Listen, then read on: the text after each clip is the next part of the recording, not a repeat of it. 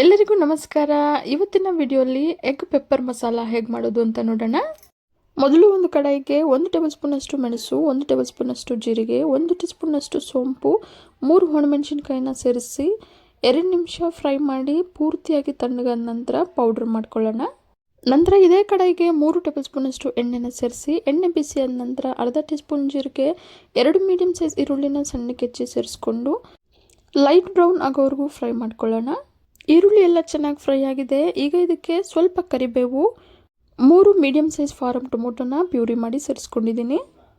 ರುಚಿಗೆ ತಕ್ಕಷ್ಟು ಉಪ್ಪು, 1/4 ಟೀ ಸ್ಪೂನ್ ಅರಿಶಿನ ಪುಡಿ, 1 ಟೀ ಸ್ಪೂನ್ ಖಾರದ ಪುಡಿ, 1 ಟೇಬಲ್ ಸ್ಪೂನ್ ಧನಿಯಾ ಪುಡಿಯನ್ನು ಸೇರಿಸಿ ಚೆನ್ನಾಗಿ ಮಿಕ್ಸ್ ಮಾಡಿ ಮೀಡಿಯಂ ಫ್ಲೇಮಲ್ಲೇ ಟೊಮ್ಯಾಟೊ ಚೆನ್ನಾಗಿ ಬೆಂದು ಸೈಡಲ್ಲೆಲ್ಲ ಎಣ್ಣೆ ಬಿಡೋವರೆಗೂ ಬೇಯಿಸ್ಕೊಳ್ಳೋಣ.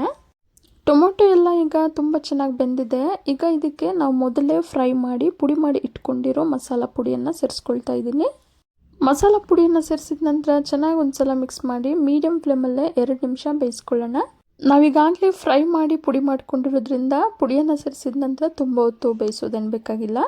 6 ಬೇಯಿಸಿರೋ ಮೊಟ್ಟೆಯನ್ನು ಮಧ್ಯಕ್ಕೆ ಕಟ್ ಮಾಡಿ ಈ ರೀತಿ ಇಟ್ಕೊಂಡಿದ್ದೀನಿ. ಈಗ ಕಟ್ ಮಾಡಿಟ್ಟಿರೋ ಮೊಟ್ಟೆಯನ್ನು ಒಂದೊಂದಾಗಿ ಸೇರಿಸ್ಕೊಳ್ಳೋಣ. ಮೊಟ್ಟೆ ಸೇರಿಸಿದ ನಂತರ ಲೋ ಫ್ಲೇಮಲ್ಲಿಟ್ಟು 2 ನಿಮಿಷದ ನಂತರ ಎಲ್ಲ ಮೊಟ್ಟೆಗಳನ್ನು ಸ್ಪೂನಿನ ಸಹಾಯದಿಂದ ಈ ರೀತಿ ತಿರುವಾಕ್ತಾ ಬೇಯಿಸ್ಕೊಳ್ಳೋಣ.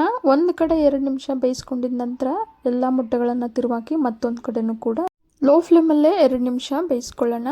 ಬಿಸಿ ಬಿಸಿ ಅನ್ನ, ಚಪಾತಿ ಅಥವಾ ಸೈಡ್ ಡಿಶ್ ಆಗಿ ಈ ಎಗ್ ಮಸಾಲನ ತುಂಬ ಸುಲಭವಾಗಿ ಕಡಿಮೆ ಸಮಯದಲ್ಲಿ ಮಾಡ್ಕೋಬಹುದು. ಖಾರ ಜಾಸ್ತಿ ಇಷ್ಟಪಡದೇ ಇರೋರು ಮೆಣಸು ಹಾಗೆ ಒಣಮೆಣಸಿನ್ಕಾಯನ್ನು ಕಡಿಮೆ ಸೇರಿಸ್ಕೋಬಹುದು. ಈ ಚಳಿಗೆ ತುಂಬಾ ರುಚಿಯಾದ ಎಗ್ ಪೆಪ್ಪರ್ ಮಸಾಲ ನೀವು ಕೂಡ ಒಂದ್ಸಲ ಮನೆಯಲ್ಲಿ ಟ್ರೈ ಮಾಡಿ ನೋಡಿ. ಖಂಡಿತವಾಗ್ಲೂ ಮನೆಯಲ್ಲಿರೋರಿಗೆಲ್ಲ ತುಂಬಾ ಇಷ್ಟ ಆಗುತ್ತೆ. ತುಂಬಾ ಸುಲಭವಾಗಿ ಕಡಿಮೆ ಸಾಮಗ್ರಿಗಳನ್ನು ಬಳಸಿ ಮಾಡಿರೋ ಈ ಎಗ್ ಪೆಪ್ಪರ್ ಮಸಾಲ ನಿಮಗೆಲ್ಲ ಇಷ್ಟ ಆಗಿದೆ ಅಂದ್ಕೊಂಡಿದ್ದೀನಿ. ಇಷ್ಟ ಆಗಿದ್ದರೆ ಈಗಲೇ ಒಂದು ಲೈಕ್ ಮಾಡಿ, ಹಾಗೆ ನಿಮ್ಮ ಫ್ಯಾಮಿಲಿ ಆ್ಯಂಡ್ ಫ್ರೆಂಡ್ಸ್ ಜೊತೆ ಶೇರ್ ಮಾಡಿ. ಮತ್ತಷ್ಟು ಸುಲಭ ಹಾಗೂ ರುಚಿಯಾದ ರೆಸಿಪಿಗಳಿಗೋಸ್ಕರ ರಾಜಿ ಅಡುಗೆಯನ್ನು ಸಬ್ಸ್ಕ್ರೈಬ್ ಆಗೋದನ್ನು ಮರಿಬೇಡಿ. ಇದೇ ರೀತಿ ಮತ್ತಷ್ಟು ಸುಲಭ ಹಾಗೂ ರುಚಿಯಾದ ರೆಸಿಪಿಗಳೊಂದಿಗೆ ಮುಂದಿನ ವಿಡಿಯೋದಲ್ಲಿ ಸಿಗೋಣ. ಧನ್ಯವಾದಗಳು.